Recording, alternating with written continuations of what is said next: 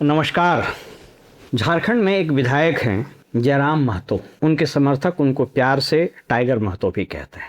Young हैं और विवाहित हैं और बगावती तेवर भी है।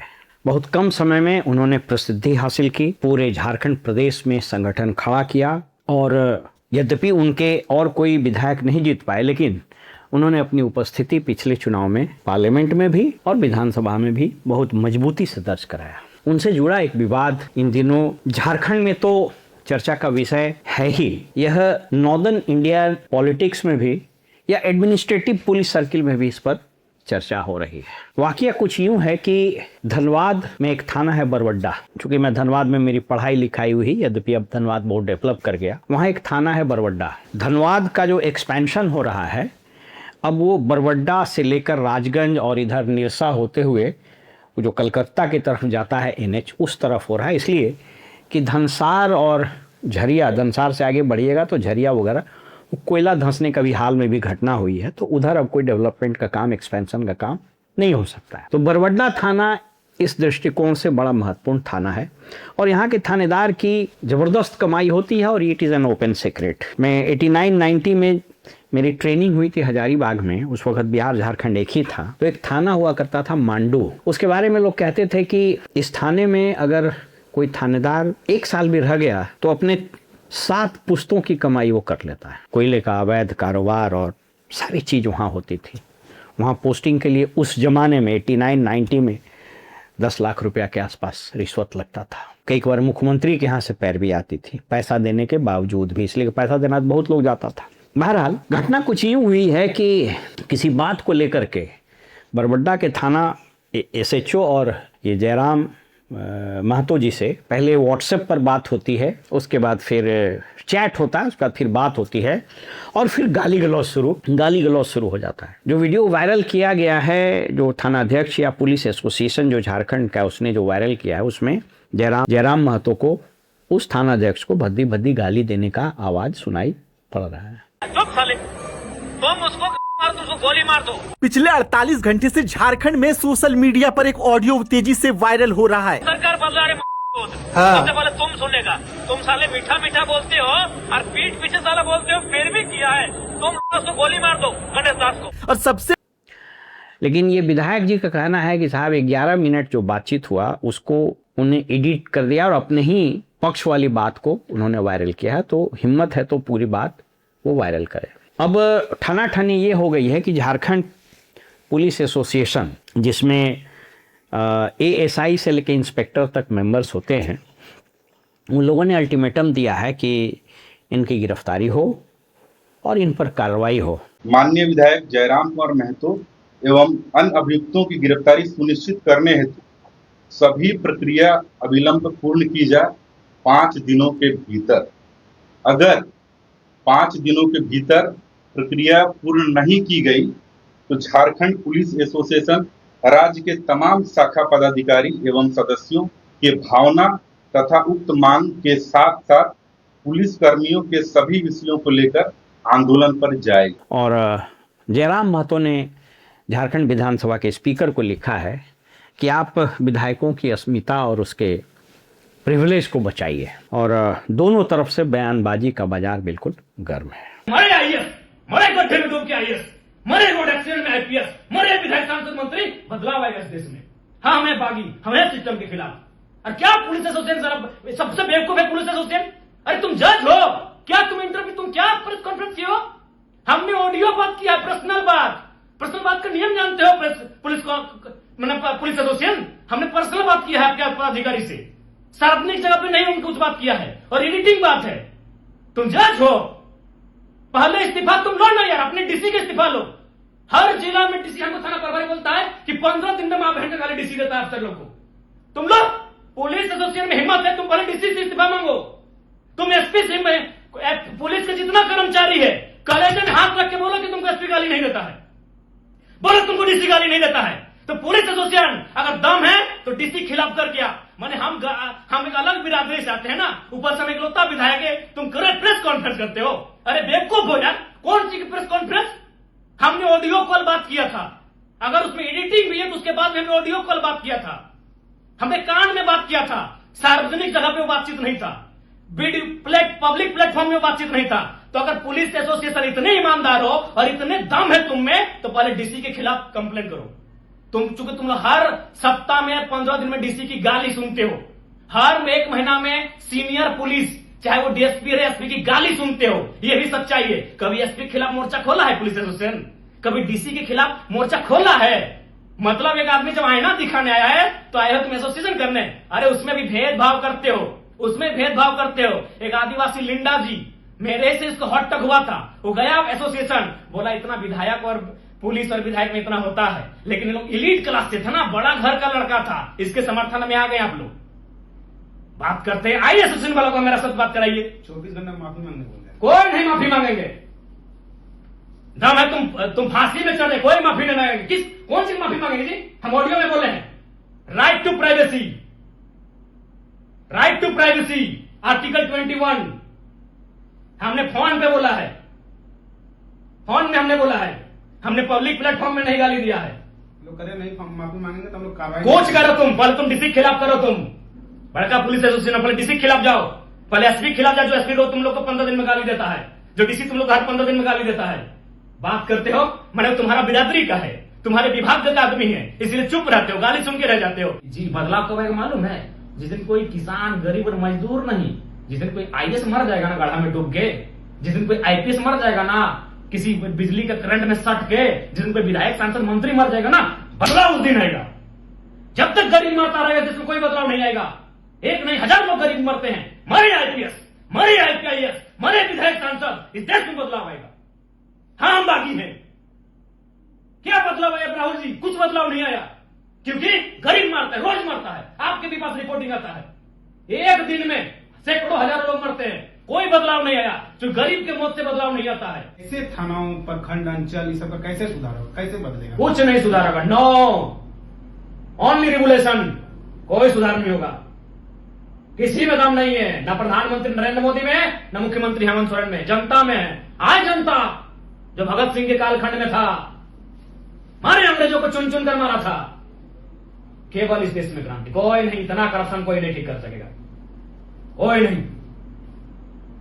वो झारखंड एसोसिएशन, पुलिस एसोसिएशन जो माफी मांगने के बाद कही गई है, फांसी, फांसी, तुम तो बहुत छोटा चीज मांगते हो एसोसिएशन, विधायक ही मांगते हो, वो तो ऐसे दे देंगे। हाँ? मैं किसी पक्ष को जायज नहीं ठहरा रहा हूँ। जिस तरह की भाषा का प्रयोग विधायक ने किया है वो अभी स्वीकार्य नहीं है, और जिस तरह की भाषा का प्रयोग थाना अध्यक्ष या पुलिस वाले सामान्य तौर पर, कुछ एक अपवाद को छोड़कर सामान्य तौर पर करते हैं, वो भी स्वीकार्य नहीं है। जयराम महतो जी के द्वारा थाना प्रभारी बरवड्डा रवि कुमार जी को जो भद्दी भद्दी गालियां दी गई है, जिसको यहाँ बखान कर पाना बहुत मुश्किल है, इसकी चर्चा नहीं ही हो।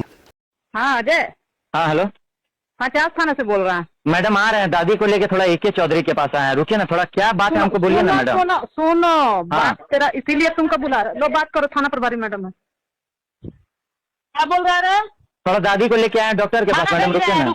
हाँ तो भेज के मोहल्ला वाला को बताना जरूरी है कि तोर करामात क्या है। मैडम तो आप सुनिए, पहले मेरा बात तो सुनिए, पहले आप मेरी बात तो सुनिए, पहले आप मेरा बात तो सुनिए, गाड़ी पे बैठ के जाओ, पहले हमारी बात तो सुनिए। हेलो अरे भोसड़ी वाला, तुमको हम फोन किया कि तू क्या है? मैम पहले मेरा बात तो सुनिए। 10 से कौन थाना है सुनाओ, जो सुनाना है बोले तो आपको 10 से 15 मिनट रुकिए। कितना देर में आएगा?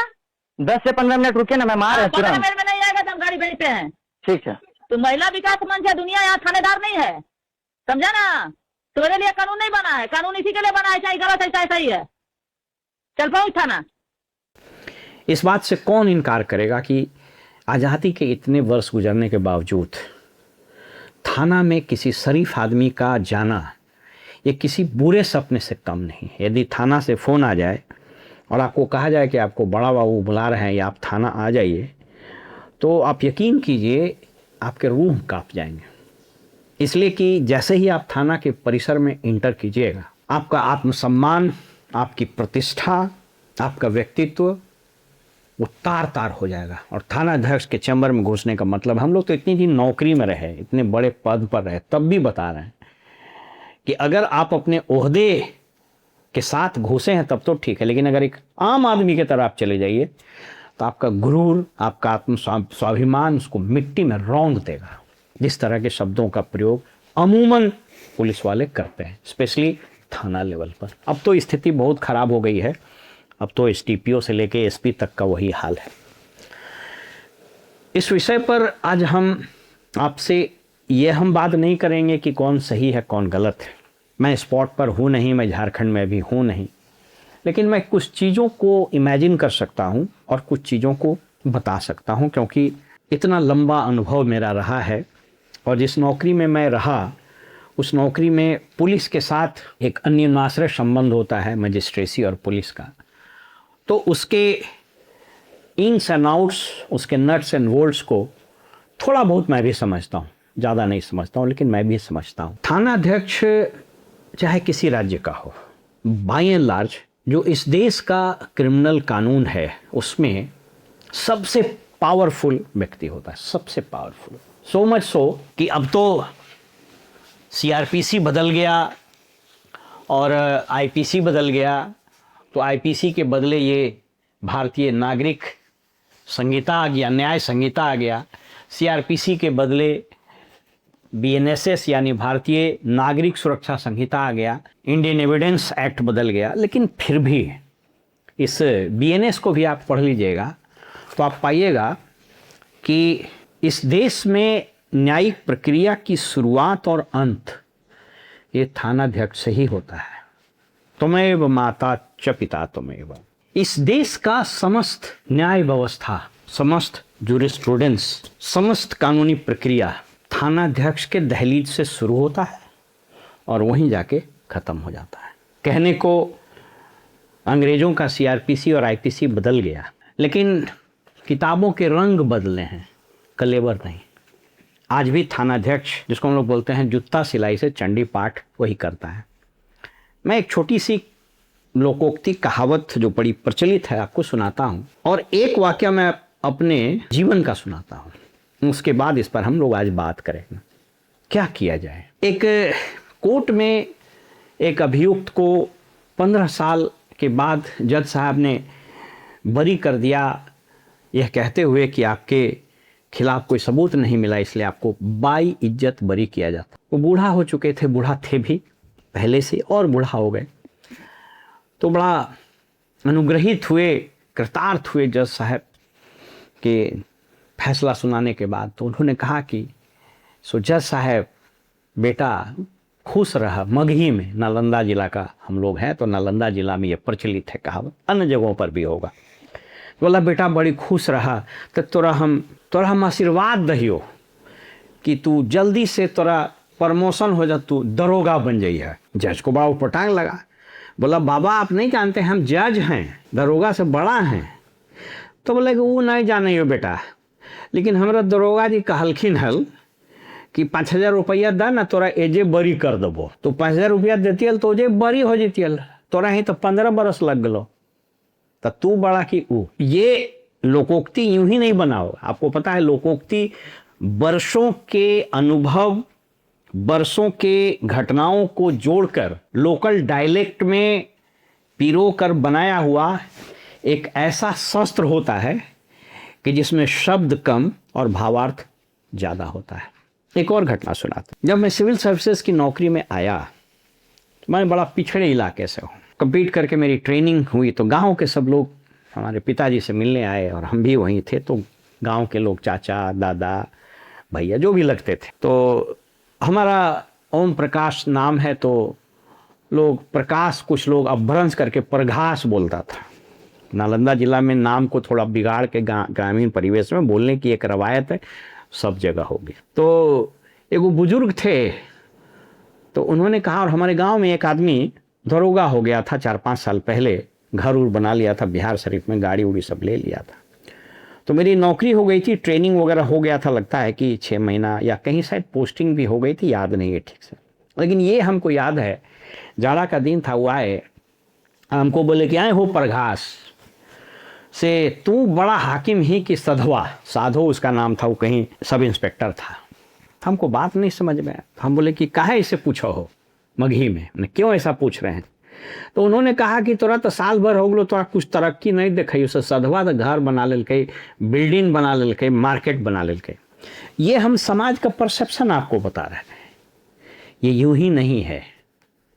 आपको एक और वाकया बताते हैं कि कोतवाल जो होता है कितना पावरफुल होता है, और वो कदाचित अंग्रेज़ों के समय से ही शुरू हो गया था। ये वाकया है बहादुर शाह जफ़र के समय का, संभवतः 1850 के आसपास का रहा होगा। ये मिर्ज़ा गालिब के जीवन वृत्तांत में लोग इसको कहते हैं। अब क्या सच्चाई है मुझको पता नहीं, लेकिन ये कहावत, ये घटना बड़ा प्रचलित है। हुआ ये कि मिर्ज़ा गालिब साहब अजीम शायर इस मुल्क के, और शायद आप लोग जानते भी होंगे कि बहादुर शाह जफ़र भी अजीम शायर थे।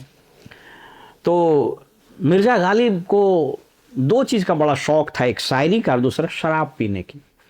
तो शराब पीने के चक्कर में कहीं कुछ बकझक हुआ या कुछ घटना हुई तो दिल्ली का कोतवाल उनको लाके थाने में बंद कर दिया। बहादुर शाह जफ़र की महफिल सजी तो हुआ कि साहब गालिब साहब नहीं आया, तो बोला कि गालिब को तो कोतवाल ने थाने में बंद कर दिया। तो हिंदुस्तान के शहंशाह बहादुर शाह जफ़र साहब ने कहा कि किसी को भेजा, कहा कोतवाल साहब से कहो कि छोड़ दें। बहादुर शाह जफ़र मुगलिया सल्तनत के बादशाह का ये ख्वाहिश है, जो कि तब तक तो अंग्रेज छा गया था और मुग़ल बादशाह क्या बेचारा का लाल किला तक चलता था। कोतवाल ने कहा कि कह देना बादशाह से एक कोतवाल है, कोतवाल में बगैर मामूल दिए हुए कोई नहीं छूटता है, रिश्वत दिए हुए कोई नहीं छूटता है। लोग कहते हैं कि बहादुर शाह जफ़र ने कुछ मामूल भेजवाया, कोतवाल को घूस दिया गया, तो मिर्ज़ा गालिब साहब को छोड़ा गया। ये घटनाओं को मैंने इसलिए जिक्र किया कि इस देश में बहुत कुछ बदला, अर्थव्यवस्था बदली, समाज बदला, विज्ञान और टेक्नोलॉजी बदला, संस्थाएं बदली, सब कुछ बदला। एक चीज़ जो नहीं बदला वो पुलिस का कलेवर, पुलिस का चेहरा और पुलिस के बारे में आम लोगों की समझ। आप देखिएगा कि ये अत्यंत दुर्भाग्यपूर्ण सत्य है कि कांस्टेबल में कौन लोग बहाल होते हैं? जो समाज के बहुत कमज़ोर वर्ग के लोग होते हैं, आर्थिक दृष्टिकोण से या सामाजिक दृष्टिकोण से। Lower middle class, poor class के लोग ज़्यादातर कांस्टेबलरी में जाते हैं, खास करके महिलाएं तो उन्हीं घरों से जाती हैं। लेकिन जैसे वो कांस्टेबल होता है, वो रोड पर सबसे पहले डंडा किसको मारता है?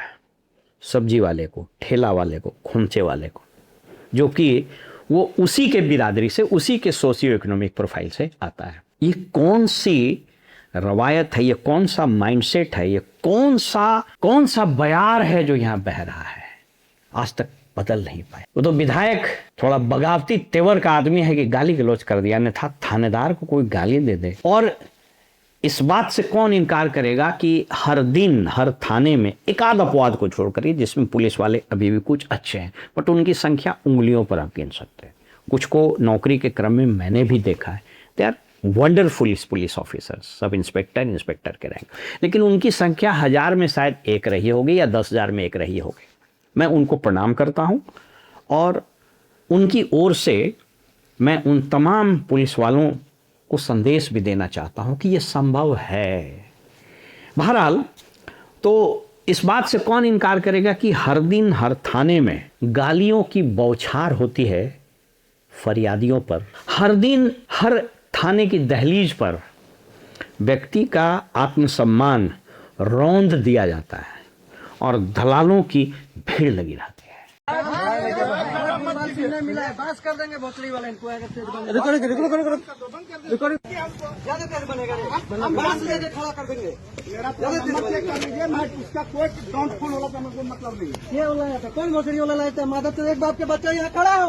समय आ गया है कि इस देश में जो हुक्मरान है, जो पार्लियामेंट है, सांसद है, इसको बदल तो दिए आप, लेकिन इस कानून के जिल्द का रंग सिर्फ बदला।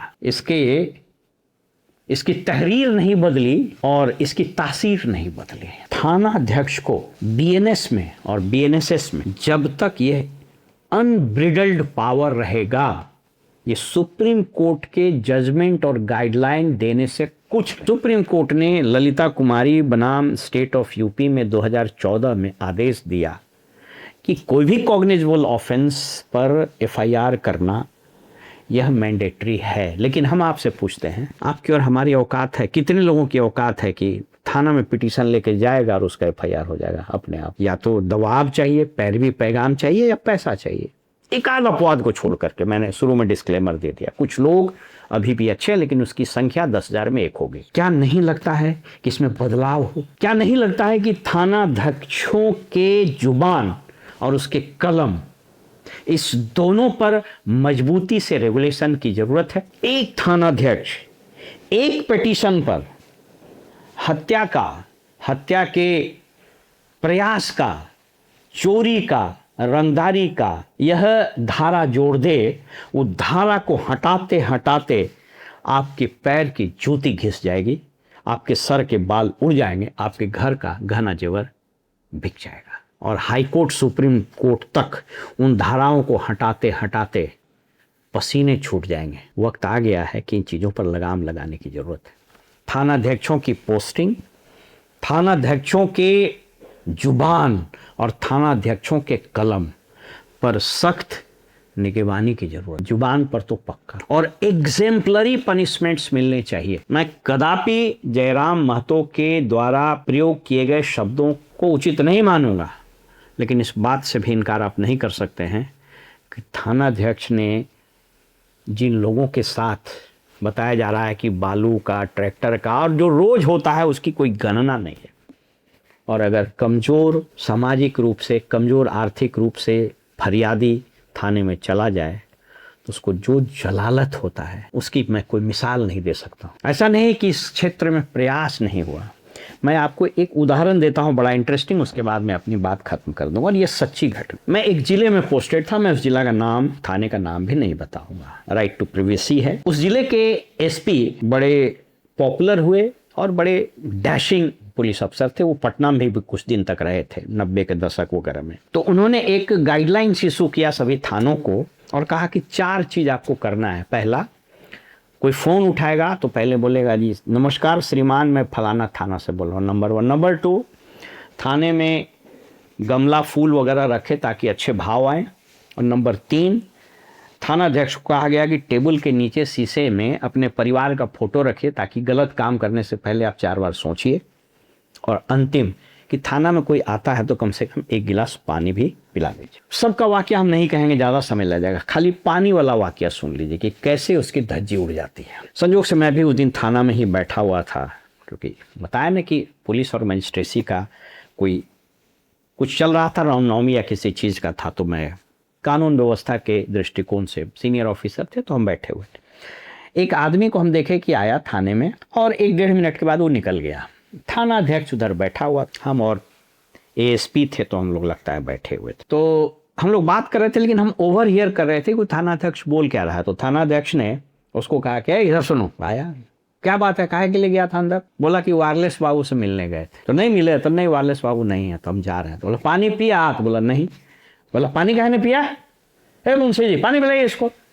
बोला नहीं सर, पानी कैसे नहीं पी लिया? अब गाली दिया, साला पीता है कि नहीं पीता है पानी? SP साहब बोला है पानी पी ले, पानी पियो। ये है रिफॉर्म्स के धज्जी उड़ने की एक वाकया जो मैंने आपको सुनाई। ये तो मैंने लाइटर मूड में कहा है, लेकिन मैंने कहा ये कि इन कानून के किताब के जिल्द का रंग और इसके अंदर लिखी गई भाषा, भावार्थ, थानाध्यक्षों के कलम और उनके जुबान पर अब लगाम यदि नहीं लगाया गया तो सुप्रीम कोर्ट, हाई कोर्ट, मानवाधिकार आयोग, पार्लियामेंट जितना लंबा चौड़ा बात करते रहिए, संविधान की कितनी दुहाई देते रहिए, times of India, Indian express, Hindu में चाहे कितना बड़ा बड़ा लेख क्यों नहीं छापिए, कुछ नहीं होगा।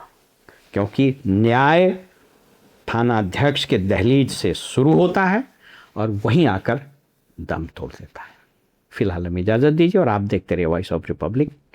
नमस्कार।